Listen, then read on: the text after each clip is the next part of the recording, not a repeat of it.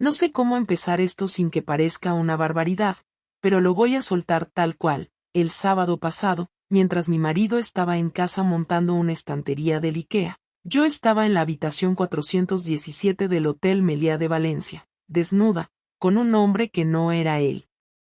Y no fue un desliz de una noche, ni me pilló borracha, ni me dejé llevar por un impulso estúpido. Fui consciente desde el minuto 1. Me maquillé, me depilé, elegí la ropa interior con más detalle del que había puesto en los últimos 3 años, y pedí un Uber sabiendo exactamente a dónde iba. No hubo error. Fue una decisión. Y antes de que me juzgues o pienses que soy la típica infiel que va buscando excusas baratas, déjame contarte cómo llegué hasta ahí. Porque no fue de un día para otro. Ni por aburrimiento. Ni por venganza. Ni porque Luis, mi marido, sea un capullo. Al contrario. Es buen tipo. Honesto. Fiel. Incluso cariñoso cuando se acuerda. Pero hay un tipo de silencio que se mete entre dos personas y que no grita, pero pesa. Un tipo de rutina que no se nota al principio, pero te va anestesiando. Yo no me levanté un día diciendo voy a traicionar a mi marido. Pero tampoco hice nada cuando me di cuenta de que ya no me miraba como antes. Ni cuando nuestras conversaciones se limitaron a, ¿has pagado la luz? ¿Qué hay de cena? ¿Has visto las llaves del coche? Tampoco reaccioné cuando empecé a notar que me daba igual si se iba 3 días a unas jornadas de educación o si dormía en el sofá. Lo peor de todo es que no hubo una gran crisis. No hubo peleas, ni gritos, ni cuernos de su parte. Nada de eso. Solo, vacío. Y yo me fui llenando de una necesidad estúpida, de algo que ni siquiera sabía ponerle nombre. Hasta que apareció él. Elías. Ni siquiera me gusta su nombre. Me parece cursi. Pero tiene una voz que parece que te acaricia. Y una manera de mirarte como si fueras la única persona en una sala llena. Lo conocí en un congreso de traducción simultánea en Madrid. Yo no tenía ni que estar allí, fui porque mi jefa no podía. Él daba una charla sobre idiomas minoritarios y yo solo fui porque en la web del evento decían que daban café gratis y networking. Y ahí estaba él, hablando del euskera como si fuera poesía. No pasó nada ese día. Solo una conversación larga en el hall del hotel. Y una frase, una sola, que me dejó dándole vueltas durante semanas. ¿Tú cuándo fue la última vez que hiciste algo que realmente te apetecía, sin pensar en nadie más? Parecía una tontería. Pero me quedé en blanco. Y eso me jodió más que cualquier otra cosa. Porque no supe qué contestarle. Después de eso, seguimos hablando. Primero por email. Luego por WhatsApp. Después alguna llamada. Nada raro, todo muy correcto. Pero dentro de mí, algo se empezó a mover. No era solo él. Era yo. Me descubrí riéndome a carcajadas por el móvil. Me pillé arreglándome más. Buscando huecos para contestarle a escondidas, como una cría de instituto. Y aún así, no pasó nada. Hasta que me escribió, sin rodeos. Estoy en Valencia la semana que viene por trabajo. Si te apetece un café, dime algo. Pude haber dicho que no. Pude haber ignorado el mensaje. Pude haber borrado el chat. Pero no lo hice. Dije que sí. Sin pensarlo. Sin planear excusas. Solo sí. Porque, por primera vez en mucho tiempo, me apetecía. Y así acabé en la habitación 417. No fue una noche de sexo desenfrenado, por cierto. Fue más raro que eso. Fue lento. Fue torpe al principio. Me temblaban las manos. Él me miraba como si me conociera de siempre. Me desnudó como si tuviera miedo de romperme. No hubo música, ni velas, ni romanticismo barato. Solo piel contra piel. Solo dos personas buscando algo que no sabían que habían perdido. Y sí, me sentí viva. Me sentí deseada. Me sentí yo. Por primera vez en años. Pero eso no es lo importante. Lo importante es lo que pasó después. Porque cuando volví a casa, con el pelo todavía oliendo al champú del hotel y las piernas débiles, Luis me saludó con una sonrisa. Me dijo que había montado la estantería y que había sobrado una pieza. Me dio un beso en la frente y me preguntó si quería pedir sushi o pizza para cenar. Así, sin más. Como si nada. Y en ese momento, algo se rompió de verdad. No por lo que hice, sino porque entendí que él no lo sabría jamás. Que podía vivir conmigo años sin notar nada. Que yo podía ser otra persona durante un día entero y él no se daría cuenta. Eso fue lo que me partió en dos. No el engaño, no la culpa. Sino la certeza de que el daño ya estaba hecho mucho antes de que me quitara la ropa en ese hotel. Solo que ahora, ya no había vuelta atrás. Y es aquí donde empieza la historia de verdad. Porque lo peor aún no había pasado. A Luis no le hizo falta espiar, revisar mi bolso ni meterse en mis cosas. No fue nada de eso. Lo que pasó fue mucho peor, porque me pilló con las manos en la masa, literalmente. Era miércoles, yo había pedido la mañana libre en el trabajo por una supuesta cita médica, aunque en realidad había quedado con Elías para desayunar en un bar discreto de la calle Castellón, de esos donde nadie te mira dos veces y puedes estar en una mesa 2 horas sin que te molesten. Él estaba en Valencia por unos días más, tenía reuniones en una oficina cerca del puerto, y me había dicho que si quería vernos una última vez antes de que se volviera a Bilbao. Fue él quien lo llamó una última vez, como si ya supiera que estábamos jugando con fuego, como si algo dentro de él supiera que se nos estaba acabando el margen. No fue una cita romántica ni nada parecido. Pedimos café, tostadas con tomate, y hablamos de tonterías. Me preguntó por el trabajo, yo le conté que habían despedido a una compañera y que la jefa estaba insoportable. Él me dijo que se estaba planteando cambiar de empresa. Era una conversación de dos personas que ya se gustaban demasiado como para ser amigos, pero aún fingían que todo era inofensivo. Cuando llegó la cuenta, él quiso pagarla, y al levantarse, sin querer, me tocó la cintura, como si fuera algo automático, algo natural entre nosotros. No fue un gesto escandaloso ni nada, pero sí lo bastante íntimo como para no tener defensa si alguien lo veía. Y claro, alguien lo vio. Luis entró por la puerta del bar en ese mismo momento, buscando a un compañero suyo del instituto con el que había quedado por sorpresa para tomar algo. Me lo contó después, con una cara que todavía no puedo sacarme de la cabeza, como si estuviera recordando la escena una y otra vez, sin poder parar. Yo lo vi entrar, lo reconocí enseguida, y el corazón se me paró. Literalmente me quedé inmóvil, con la servilleta en la mano y Elías de pie al lado mío. Luis se detuvo al verme, al vernos, y se quedó mirándonos como si no entendiera lo que estaba viendo. En realidad, sí lo entendía, pero necesitó unos segundos para procesarlo. Luego caminó hacia nosotros, sin prisa, sin cambiar el gesto, como si le diera igual, como si no fuera él quien estaba a punto de descubrir que su mujer llevaba semanas deseando estar en otro cuerpo. Tú no tenías médico hoy. Fue lo único que dijo, mirándome directamente, con los ojos fijos en mí, no en Elías. Yo no supe qué responder. La boca me temblaba, la servilleta se me arrugó entre los dedos, y sentí una presión en el pecho que no venía del susto, sino de la vergüenza. Luis, yo. No hace falta que digas nada, interrumpió, con una voz tan calmada que daba miedo. Ya lo he visto todo. Elías, que hasta ese momento había estado en silencio, dio un paso atrás, incómodo, y murmuró algo como mejor os dejo hablar. Pero Luis ni lo miró.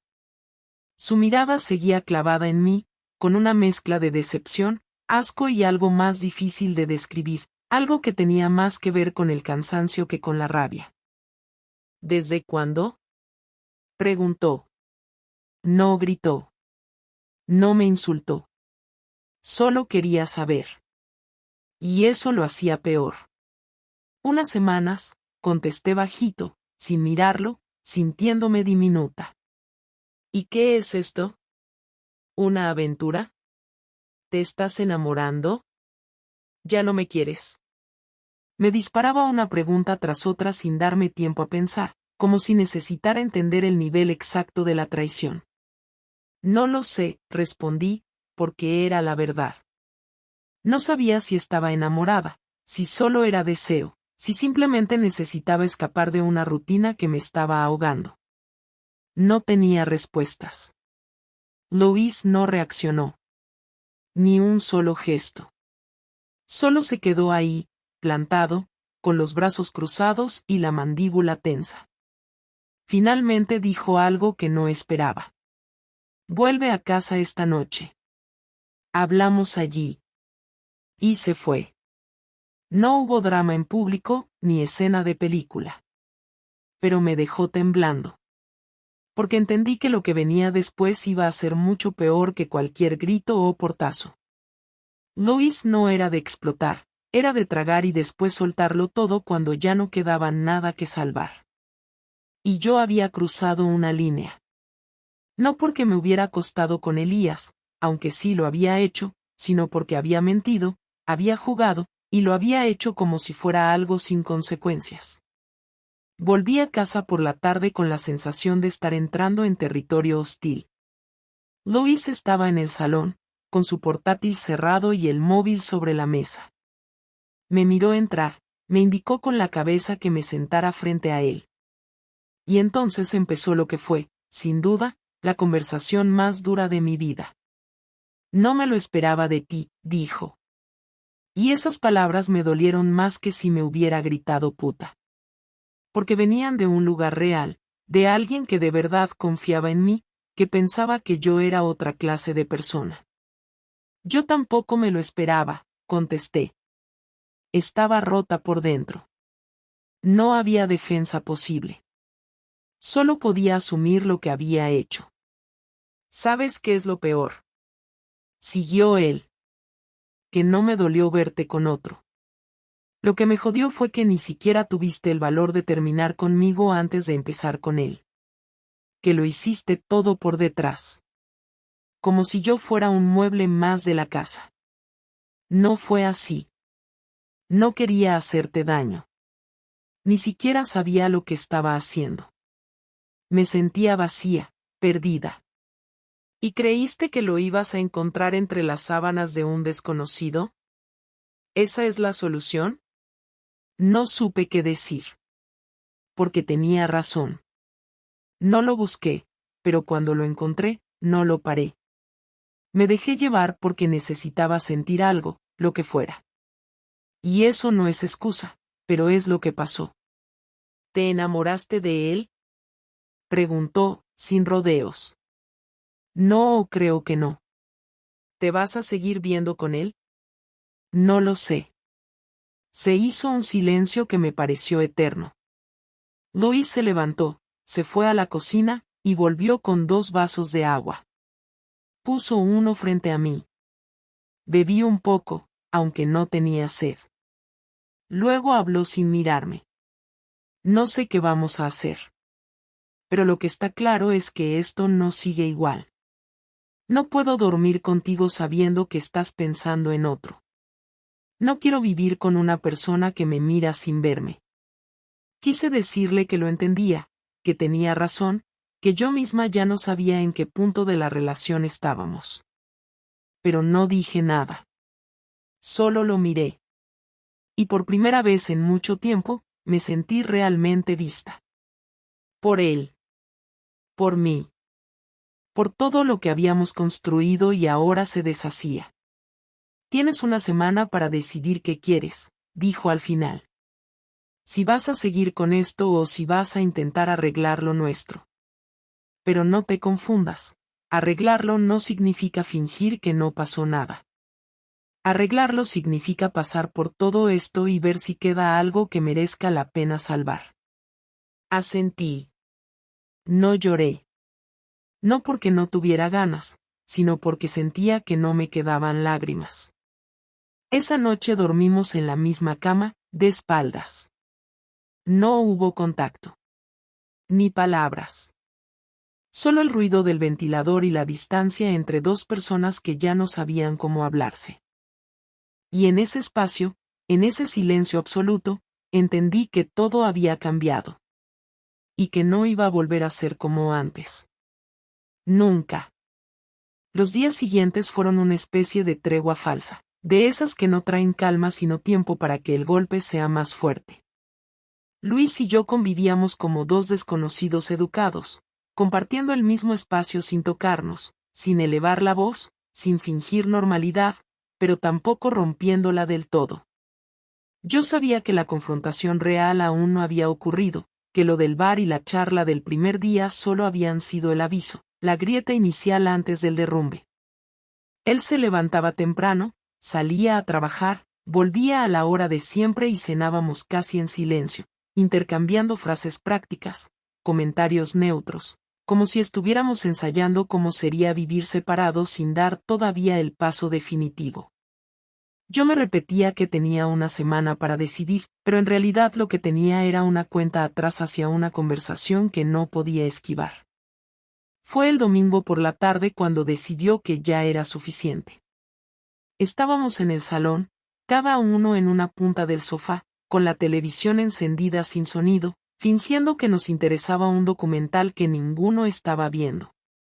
De repente, Luis apagó la tele y dejó el mando sobre la mesa con un gesto seco. No levantó la voz, no hizo aspavientos, pero su postura cambió, se sentó recto, me miró de frente y supe que ya no había escapatoria. No quiero seguir así, dijo. Esto de cruzarnos por casa como si fuéramos compañeros de piso no me sirve. Necesito que hablemos de verdad. Asentí sin decir nada, porque llevaba días preparándome para ese momento, aunque no sabía qué palabras iba a usar ni si serían suficientes. Sentía una presión constante en el pecho, no como miedo, sino como algo que empuja desde dentro y no te deja respirar con normalidad. Dijiste que no sabías lo que querías, continuó, pero yo necesito saber qué está pasando por tu cabeza, no versiones suaves ni frases para quedar bien. Quiero saber por qué hiciste lo que hiciste, que te faltaba aquí y que esperabas encontrar fuera. Me removí en el sofá, crucé las piernas, descrucé los brazos, intentando encontrar una postura que no me hiciera parecer a la defensiva, aunque en el fondo lo estaba. Hablar significaba exponerme, reconocer cosas que ni yo misma había querido admitir. No fue algo planeado, empecé. No me levanté un día con la idea de engañarte. Fue pasando poco a poco. Me sentía apagada, invisible, como si mi vida fuera una lista de tareas que se repiten sin parar. Luis frunció el ceño, no con enfado, sino con una concentración incómoda, como si estuviera analizando cada palabra. ¿Invisible para quién?, preguntó. Porque yo he estado aquí todos estos años. Lo sé, respondí, y no digo que no estuvieras. Estabas, pero no conmigo. Estábamos juntos, pero no conectados. Dejamos de hablarnos de verdad hace mucho tiempo, y yo tampoco hice nada para cambiarlo, no te voy a mentir. Me acomodé, me callé, seguí adelante como si fuera normal sentirte sola estando en pareja. ¿Y la solución fue buscar a otro?, replicó, con un tono más duro. ¿Eso es lo que se supone que tenía que arreglarlo todo? No fue una solución, dije. Fue una reacción. Un impulso. Alguien me miró como hacía tiempo que nadie lo hacía, me escuchó, me hizo sentir que todavía era capaz de despertar interés. Y sí, me dejé llevar, porque necesitaba sentir algo distinto a esta sensación constante de vacío. Eso suena muy bonito cuando lo dices así, contestó, pero lo que hiciste fue mentir, ocultar, y poner en riesgo todo lo que teníamos sin decir una palabra. No me diste la opción de saber que estabas mal, ni de intentar arreglarlo contigo. Esa frase me golpeó de lleno, porque era cierta. No le había dado la oportunidad de reaccionar, de equivocarse conmigo, de intentar algo distinto. Tenía miedo, admití. Miedo a decirte que ya no estaba bien, a que todo se rompiera solo por abrir la boca. Pensé que si me callaba, si seguía como siempre, se me pasaría. Pero no se me pasó. Louis se levantó del sofá y empezó a caminar por el salón despacio, con las manos en los bolsillos, como si necesitara moverse para no explotar. ¿Y ahora qué? Preguntó sin mirarme. ¿Qué se supone que hago yo con todo esto? Esperar a que decidas si quieres quedarte o irte con él. No quiero irme con él, respondí rápido, casi sin pensar. No se trata de eso. Entonces explícame de qué se trata, dijo, girándose hacia mí. Porque desde donde yo estoy, parece que no sabes si quieres estar conmigo, pero tampoco estás dispuesta a soltar del todo lo otro. Tragué saliva antes de contestar, porque esa era la parte más complicada, la que más vergüenza me daba. Lo que pasó con él no fue una historia de amor, dije. Fue una forma de escapar de mí misma, de sentir que todavía podía elegir algo, aunque fuera mal. No estoy orgullosa de eso, pero es la verdad. ¿Y crees que eso hace que duela menos? Preguntó. Porque para mí no cambia nada. Me engañaste. Me mentiste a la cara. Y ahora me pides que entienda que fue porque te sentías mal. No te pido que lo entiendas, respondí. Te pido que escuches lo que siento, aunque no te guste. Yo también estoy hecha polvo, aunque no sea la víctima en esta historia. Hubo un silencio largo, pesado, en el que ninguno dijo nada. Louis volvió a sentarse, esta vez más cerca de mí, pero sin tocarme. Su expresión ya no era de enfado, sino de agotamiento. ¿Sabes qué es lo que más me duele? Dijo al cabo de un rato. Que mientras tú estabas viviendo todo eso, yo pensaba que simplemente estábamos en una etapa tranquila, sin grandes emociones, pero sólida. Nunca se me pasó por la cabeza que estabas a punto de romperlo todo. Yo tampoco sabía que iba a llegar tan lejos, contesté. Y cuando me di cuenta, ya estaba metida hasta el cuello. Eso no es una excusa, respondió. Es una explicación, pero no una justificación.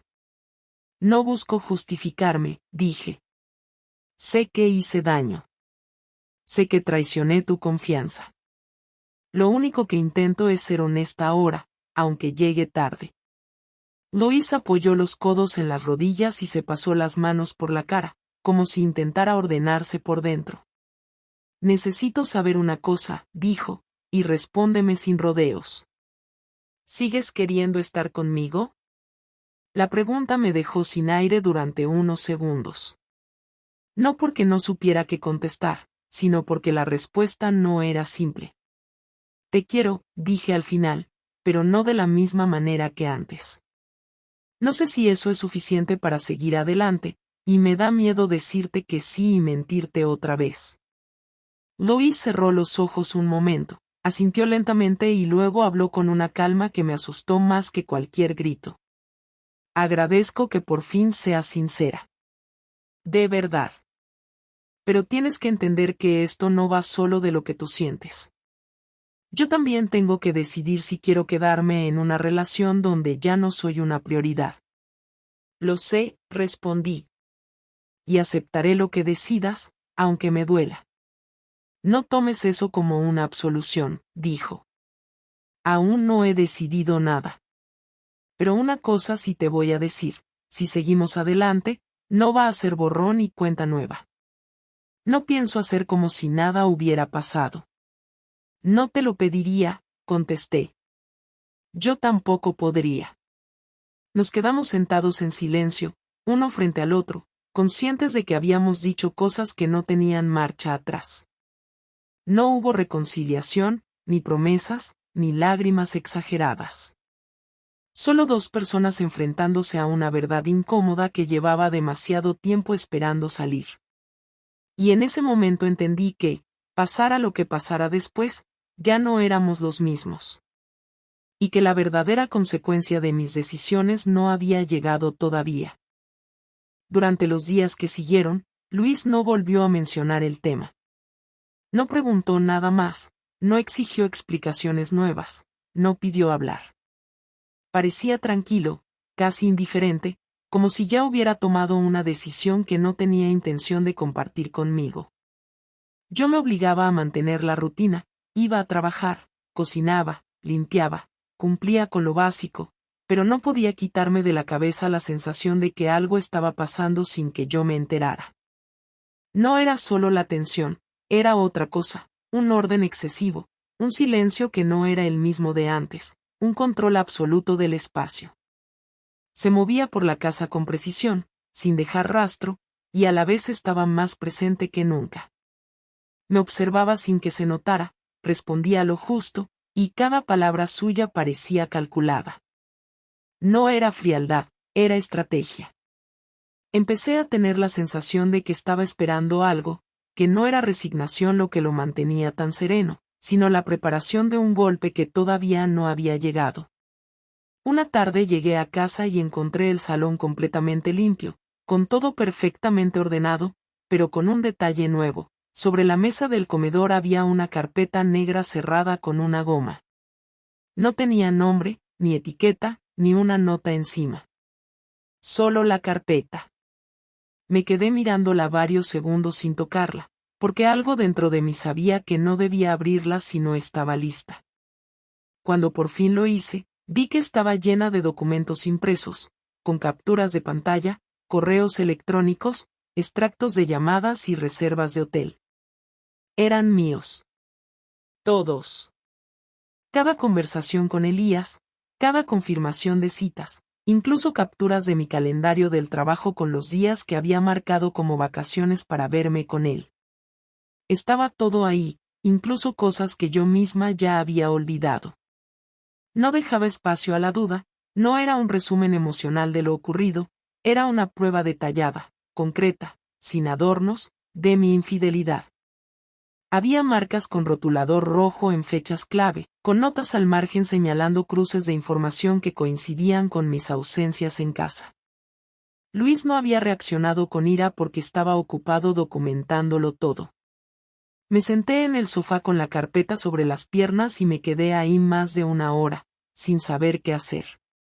No había ninguna amenaza escrita, ningún texto que explicara el propósito de ese dossier, pero su existencia ya era una forma de respuesta.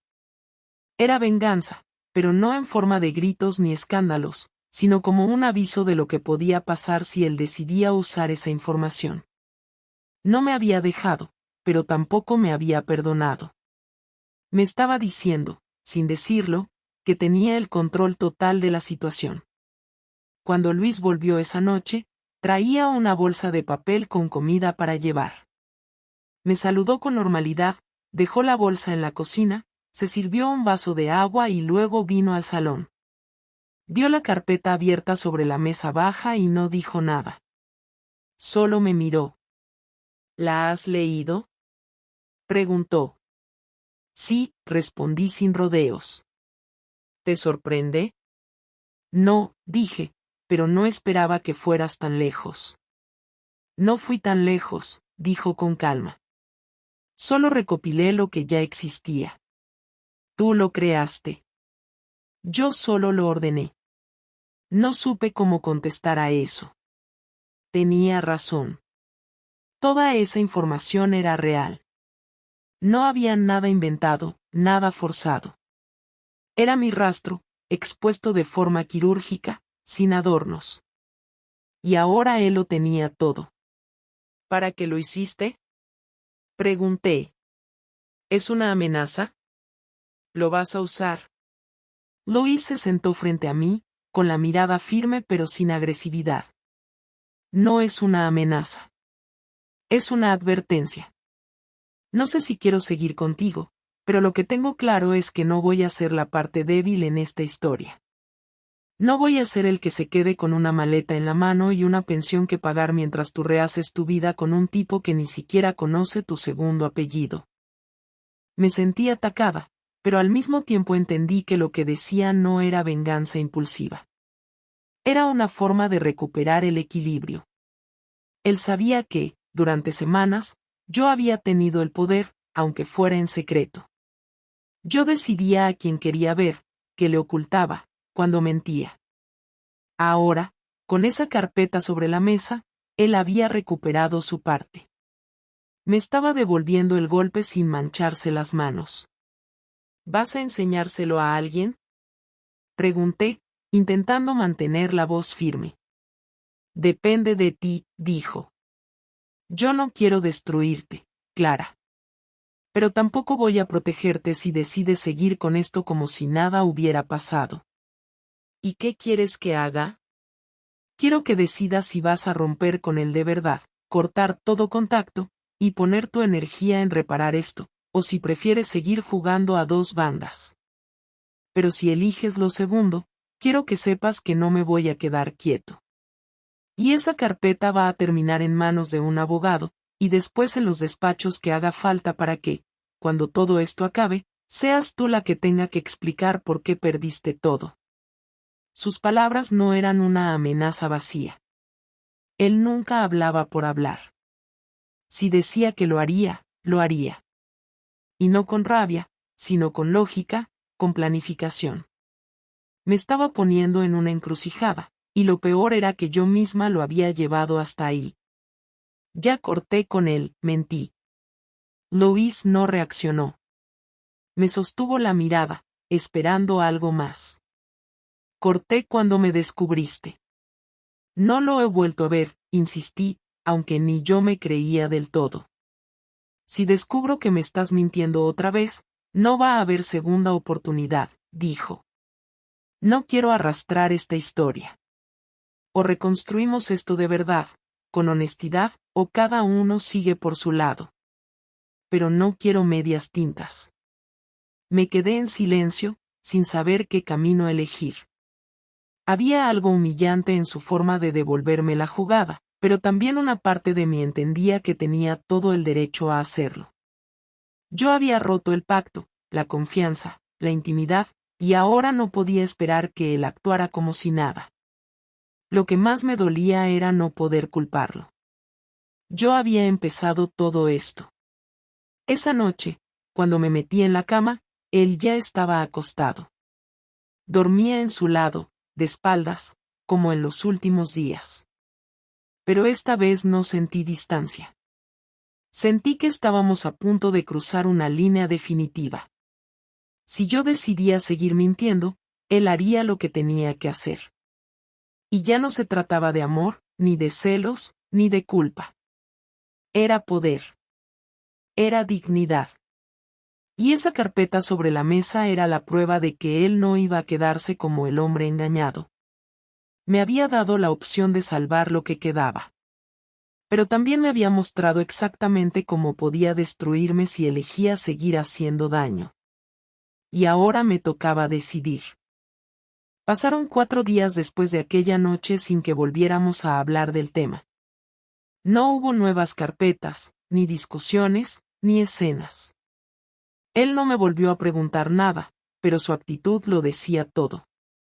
Seguía siendo educado, seguía cumpliendo con las rutinas de la casa, pero había algo ausente en su forma de moverse, como si ya estuviera mentalmente fuera de todo esto, como si la decisión que me pidió que tomara ya no fuera tan importante porque él también estaba tomando la suya. Cada noche me acostaba pensando en si debía romper del todo con Elías, si tenía sentido seguir en una relación donde no había confianza, si lo que estaba defendiendo era una rutina muerta o una posibilidad de reconstrucción real. Me escribí y borré varios mensajes que nunca llegué a enviar. Abrí el chat con Elías más de 10 veces y no fui capaz de escribir nada. Sabía que tenía que cerrar esa puerta por completo si quería que Luis creyera en algo de lo que yo dijera. Sabía que si él descubría una sola mentira más, todo terminaría en el acto. Pero también sabía que no bastaba con cortar la comunicación. Tenía que enfrentarme a Luis de una vez. No para convencerlo de que me perdonara, porque ni siquiera sabía si eso era posible, sino para que supiera la verdad completa, lo que yo sentía, lo que estaba dispuesta a hacer y lo que no. Porque la incertidumbre se había vuelto insoportable. Y si íbamos a separarnos, yo no quería que fuera en silencio. Lo busqué el jueves por la noche. Estaba en su escritorio, revisando unos papeles del instituto, con su portátil abierto y un cuaderno de notas lleno de marcas. Me quedé en el marco de la puerta unos segundos hasta que levantó la vista. Necesito hablar contigo, dije. No dijo nada, solo cerró el portátil y se apoyó hacia atrás en la silla. Asintió una vez y esperó. Ya he tomado una decisión, empecé. No me lo pediste otra vez, pero sé que la estabas esperando. Lois me miraba sin expresión, como si quisiera escucharme sin predisponerse, como si no fuera a reaccionar hasta que tuviera toda la información. Corté con él definitivamente. No solo dejé de verlo, también le dejé claro que no volverá a haber ningún contacto.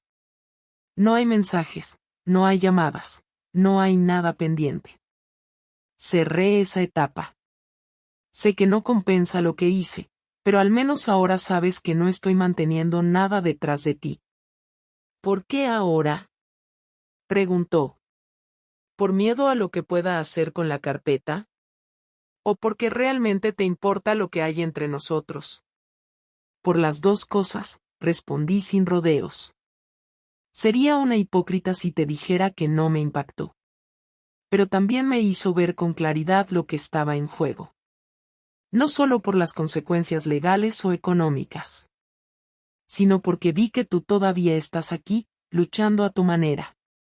Y yo también tengo que decidir si quiero hacer lo mismo o salir huyendo como una cobarde. ¿Y qué es lo que quieres?, preguntó. Quiero intentar arreglarlo. Pero no como antes. No quiero que finjamos que todo está bien, ni que lo olvidemos. Quiero que hablemos, que hagamos terapia, que nos enfrentemos a lo que nos rompió. No para volver a lo que teníamos, sino para construir algo nuevo. Si tú estás dispuesto. Luis no respondió enseguida. Se quedó mirando hacia la ventana, como si necesitara un espacio mental para ordenar lo que acababa de escuchar. Luego habló, sin apartar la mirada del cristal. No sé si puedo perdonarte. Y no lo digo por rencor, sino porque algo cambió dentro de mí. Ya no soy el mismo. Ya no puedo verte igual. Me cuesta confiar. Me cuesta mirarte y no imaginarte con él. No por morbo, sino porque me cuesta entender cómo llegamos hasta este punto sin darme cuenta. Me hace sentir idiota. Y eso no se arregla con buenas intenciones. Lo sé, contesté. No te estoy pidiendo que lo arregles en una semana. Ni siquiera estoy segura de que se pueda arreglar. Pero al menos quiero que sepas que no estoy esperando a ver qué decides tú para adaptarme. Yo también estoy tomando decisiones. Lois se levantó y se acercó a la ventana.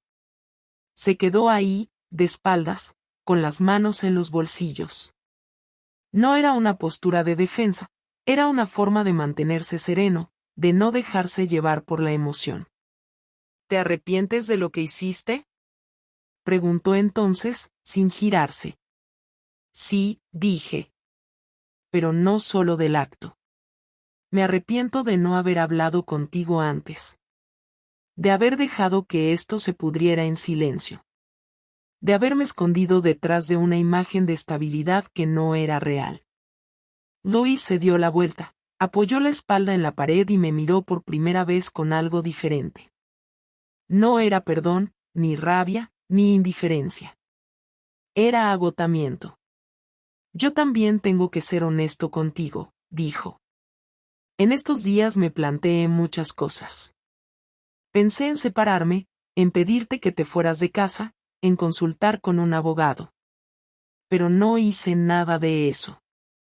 No porque no me duela, sino porque quería entender si lo nuestro aún tenía sentido. Y sigo sin saberlo. No sé si quiero reconstruir algo que ya no reconozco. Pero tampoco quiero tomar una decisión desde el orgullo. Quiero estar seguro.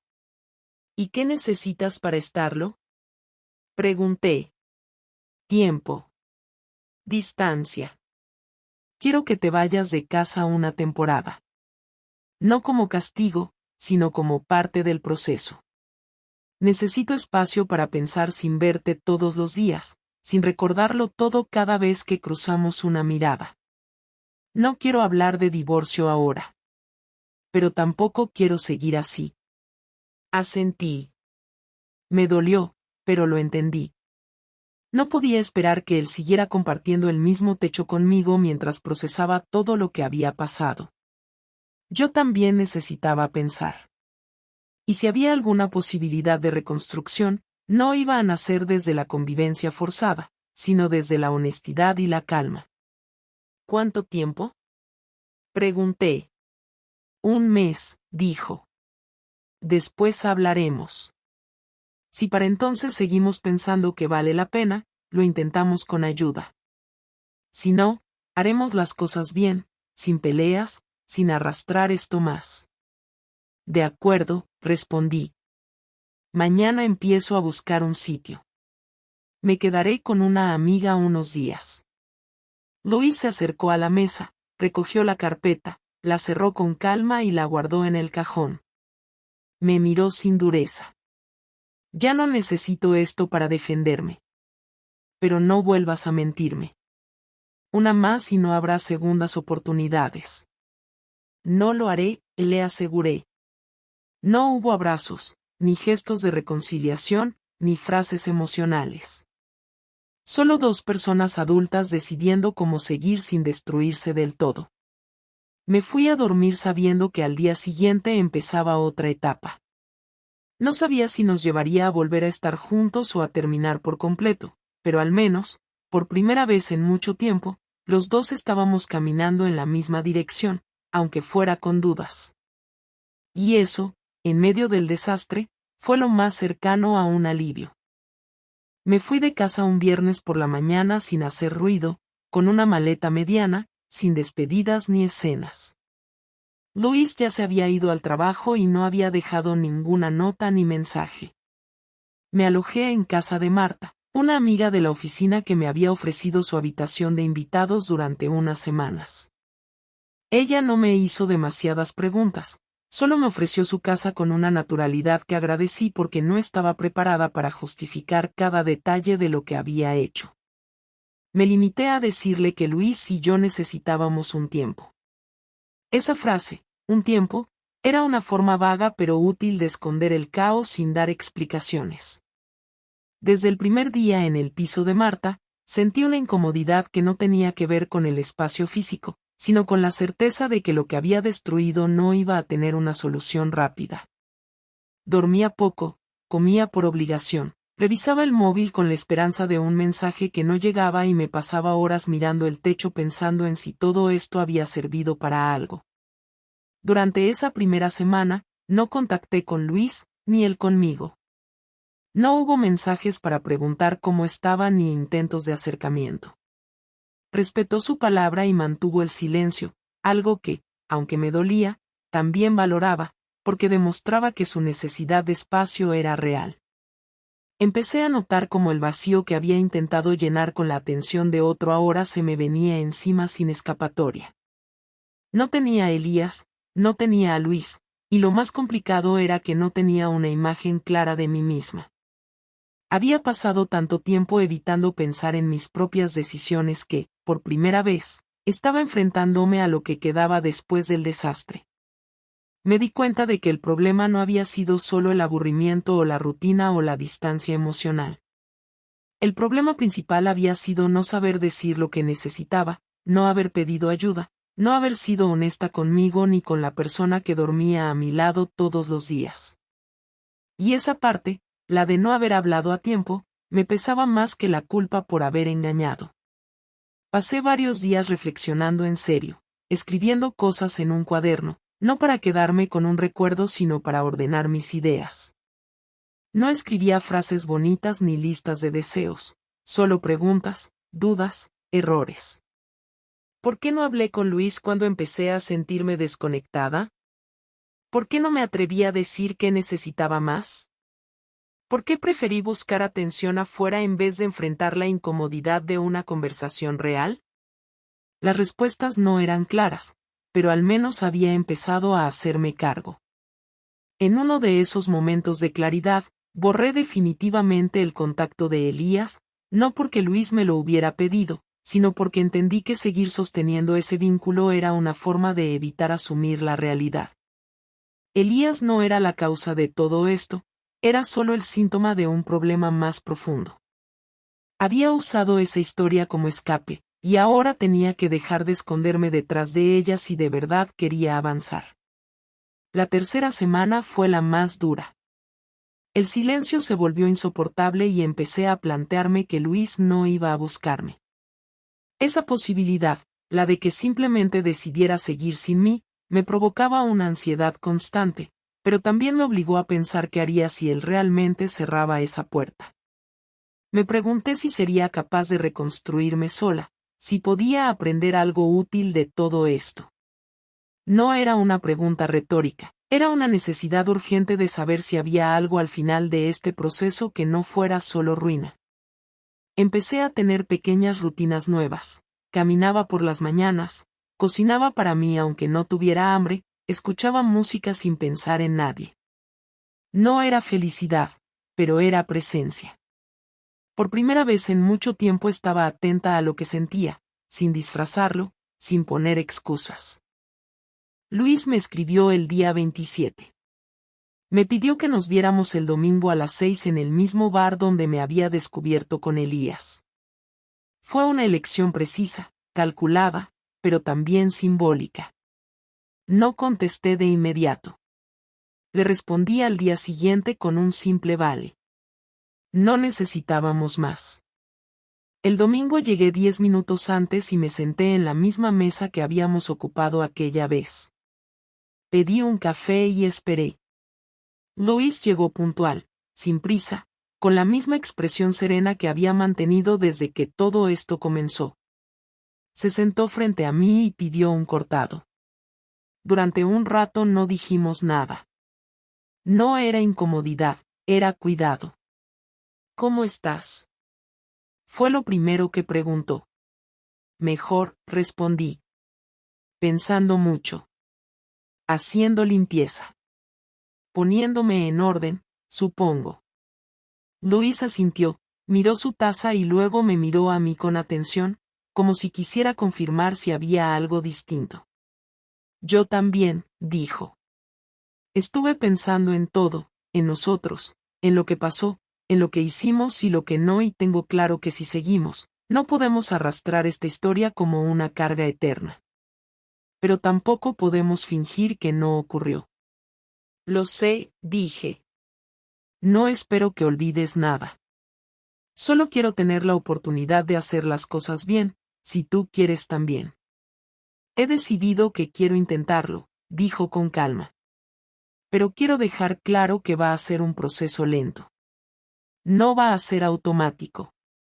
Vamos a necesitar ayuda. Estoy dispuesto a ir a terapia de pareja. Pero solo si tú también estás realmente comprometida, no con palabras, sino con hechos. Lo estoy, respondí sin dudar. No por obligación, no por miedo, sino porque quiero reconstruir algo contigo. No sé si podremos, pero quiero intentarlo contigo, no con otra persona, no con otra versión de mi vida. Luis asintió otra vez. Terminó su café, sacó su cartera y dejó el dinero en la mesa. Yo hice lo mismo. Nos levantamos al mismo tiempo y salimos del bar caminando despacio, sin cogernos de la mano, sin hacer planes. No volvimos a casa juntos ese día. Quedamos en que volvería al piso el lunes, sin prisas. Ese gesto, pequeño pero claro, me dio más esperanza que cualquier frase rimbombante. Volví al piso de Marta y le conté que Luis y yo íbamos a intentarlo. Ella me abrazó sin darme consejos, solo me deseó suerte. Esa noche dormí por primera vez sin ansiedad, no porque ya estuviera todo bien, sino porque tenía un propósito. Al día siguiente hice la maleta y volví a casa. Louis me esperaba en la puerta. No hablamos mucho. Él me ayudó a subir las cosas y luego seguimos con el día como si no estuviéramos empezando desde cero. Y eso es lo que aprendí de todo esto. Que las cosas no se rompen de golpe, ni se arreglan con una conversación. Que el amor no basta si no se habla, si no se cuida, si no se enfrenta al silencio. Aprendí que uno no traiciona solo por deseo, también por cobardía. Y que las consecuencias no desaparecen con el arrepentimiento. Pero también entendí que, si dos personas deciden pelear de verdad por algo, hay una mínima posibilidad de que funcione, aunque no sea perfecto, aunque no sea como antes. Lo importante es que, esta vez, ambos sabemos lo que está en juego. Y no vamos a volver a callarnos.